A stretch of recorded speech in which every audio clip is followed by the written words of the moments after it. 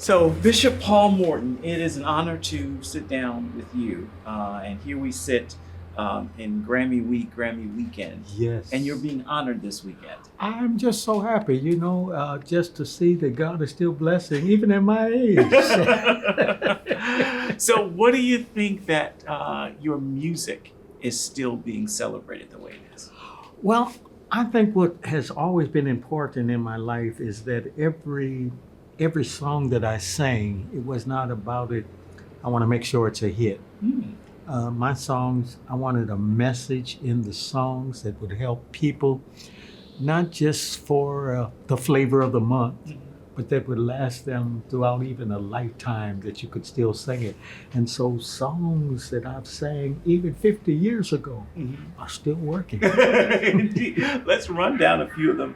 And these are songs I imagine that if you are in the audience, if you are on stage, people will be upset if you don't sing. So I just want to get your first reaction and thoughts on these. The first one that comes to mind for me is Let It Rain. Wow. Let it rain, let it, oh Lord, everywhere I go, if I don't sing Let It Rain, they'll throw books and everything at me. And I believe that it's the message, because people, and really when you think about the song that are going through, looks like everything is drying up in their life and they just need to know, I need the rain, the blessings of God to come in on my life. So that song works because there's such a great message in that song. Did you know that when you first recorded it? No, I didn't. In fact, it was actually recorded by somebody else, a dear white brother, and he called and thanked me. He said, "You did it better than me." Sounds like Dolly Parton's called to Whitney Houston. But I am just grateful. But I loved it the moment that I heard it, because it did something for me. And so I see now it's done something for so many others. Don't do it without me. Oh, Lord, whatever you're doing in this season, don't do it without me, because there's so much going on in the seasons that you live in. So Lord, if you're blessing in this season, if you're healing in this season and I need healing, don't do it without me.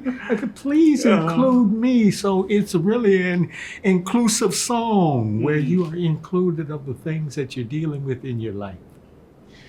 Your best days yet? Oh, written by Donald Lawrence, You Ain't Seen Your Best Days Yet. That's really a prophetic song. And if you speak it, because death and life is in the power of the tongue, if you believe that, walk in it, singing it, you ain't seen your best days yet, don't give up in the midst of your storm. Just say, oh no, I have not seen my best days yet. Your latter will be better Yes, and greater. yes, yes. Now you've got another song coming out, Go Through. And this is done with your son and daughter. Yes. Tell me how this all came about. What happened? Well, my son, of course, he is an amazing writer, musician, producer, and it is in our 50-year choirs reunion. Oh, wow. I started with Greater St. Stephen as a pastor 50 years ago, and so all the music that I became popular with was actually with the Greater St. Stephen Choir. So we wanted to have a 50-year reunion where choir members, even from the old and the new, coming together. And so PJ, I wanted him to do a song on it because awesome writer. He wasn't even born 50 years ago. But the song has such a message, and it's because of the our president of Tehillah Music Group is Dr. Jerry Perry's, and he came to me and they were trying with the people in the company, record company, to see what song would be good to start out with. And he said they all agreed on it needs to be Go Through, because so many people are going through, but they get stuck. Will somebody tell me how to get from being stuck? So the song says, you got to go through so you can come out. So don't you get stuck in the middle. And so we're showing people, and there's such a great message in that song, because a lot of people are just so depressed in this season. But you don't stop. You got to go through. Indeed. so you can come out. I love it. What's it like to work with your children? It is great. It is great. You know, my son has produced some songs for me in the past. Yes. And of course, he was nervous at first, you know, because, you know, he wasn't used to telling his daddy what to do. And so, but he got more comfortable as he went on, Dad, you got to do that again. So I said, now you're getting too comfortable. But I always listen, because if that's your area in the things that you do, I think it's important. And he is one of the best at what he does. And I just happen to be his dad. So I had to humble myself and say, whatever you say, son, we're going to do this right. His son's got, what, 5 Grammys on his show? Oh, 6. 6 And up for Grammys some on his more show. this week. Ah, amazing, amazing. And your daughter is singing with you on this as well. Yes, she is. That's my firstborn, and Aw. so gifted and talented. So this is really a part of the process, you know, with my 2 oldest children on the project. I have 3, and so in fact, my daughter, she's the co-pastor where Right. I pastored at Greater St. Stephen's. So bringing her and they with my son coming together, and I'm joining in with them with our Greater St. Stephen reunion choir. Whew, it's amazing. It's just amazing just to experience. Am I really reliving this? It's so Aw. important. Very beautiful. Now, many people may not know, of course, you're with Tehillah Music, and you have helped to bring some very famous names in. I want to say, when I sat down with Jonathan Reynolds, he credits yes. you with his start. Yeah, Tehillah Music Group is very, very important. And we started that, well, actually the vision, he came to me, the president of Tehillah. It wasn't Tehillah yet. He was just putting it together, was Pastor Jerry Perez. And he said, we really need to do this. So, of course, I became the founder. He became the co-founder. And for a few years, he was, you know, pastoring and staying busy. And so he stopped it for a while, but then we wanted to bring it back together again like it was supposed to.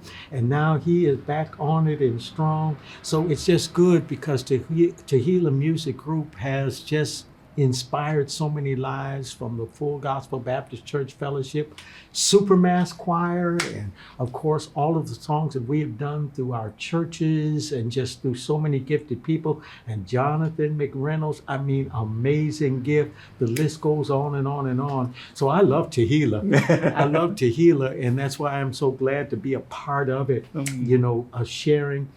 And now the CEO, and he is the president, because it's back into our hands, and we're excited. I'm excited for you. So is this what retirement looks like? That's what people are asking. I'm still trying to figure it out. Because I'm thinking. I tell people, and I use Michael Jackson. You know, his last project was "This Is It." Well, I told them, because I'm 75 years old now, because, you know, we started Tehillah because that was the last one was like supposed to have been 10 years ago, and I'm just coming out again to sing on this project. And I said, this is it. I don't want the same conclusion as Michael Jackson. We don't want that This either. is it. We don't want that either. Oh. But this is it. That's why I was so excited about this project. And of course, just singing one song on somebody's project, I like to help other people. And if I just put a little bit of my voice on, and if that's what they want, and I have that relationship with them, I would do that. But just doing a whole 10 songs, 12 songs, no. So I did about 3 or 4 on this one, and that was good. I enjoyed it, because there's so many gifted people on this project. Yeah. Tell me this, you sit here 75. You are known for that great range that you have vocally. Have you still been able to maintain that range? I'm still able to reach it. It may be because my wife, when she upsets me, she gets me to that range.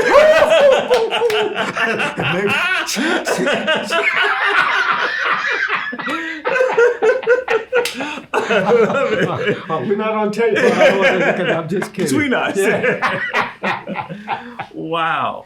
Does it amaze you that God has still kept that? He has kept me, and I've just tried to always take care of myself. You know, it's very, very important how you live even growing up. Mhm. And I used to tell, you know, young people even growing up, you know, they're smoking and doing this and that. You know, God is able to really keep you if you really just take care of the temple that He has given to you. And I believe that that's what I've done through the years. And I still basically sing in the same key Wow. as I did 50 years ago. And that's another thing I told people now. I know when I really stop recording, like on Let It Rain, and I tell you to drop the key instead of and I go, bring it down now. It's time to stop. You don't need nobody. You don't need nobody else to tell you to stop. I love it. I love it, man. So, who are you listening to these days? Who's coming up that you're enjoying? Well, you know, of course I love Tasha Cobb. Mm. You know, she's like a spiritual granddaughter to me, and of course Bishop William Murphy. He's a spiritual son, and of course one of my favorite has always been through the years. Just my favorite. He blows my mind. Bishop Marvin Winans. Oh, yeah. That voice that he has is simply amazing, and so he still stays at the top of the list for me. Nice, nice. How are you feeling in today's climate? It seems like every day there's just so much up and down and up and down. If we pay attention to all of the headlines, how are you feeling when you're seeing what's happening in our world? Well, when I see what's happening today, if we hold the message of hope in our songs, that's where the victory comes in. That's why I tell people, you know, that just says, well, I'm not going to do this anymore because people are not accepting it. They're not accepting this. But I remember in the Bible where it says, you know, Israel got upset because they were captured and they had to go into a strange land.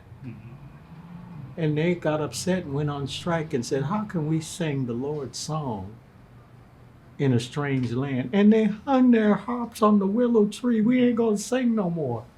So the message is, I don't care what kind of strange land you're in, what you're going through, when you're able to sing the praises of the Lord and get people into the presence of the Lord to feel the power of God, I'm not hanging my harp on the willow tree.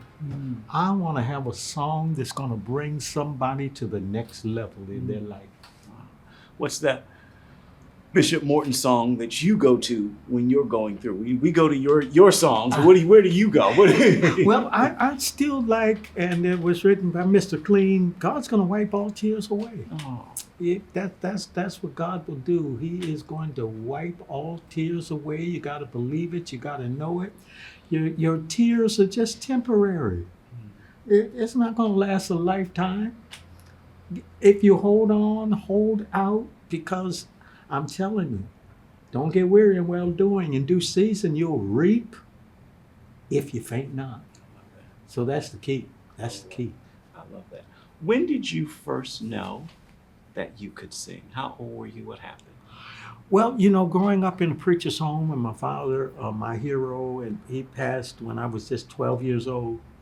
But I started singing at 6 and 7 years old. And my father, because I was the baby boy in the family, 9 children. And so being one of the youngest, my father's first wife died. And so my father married my mother.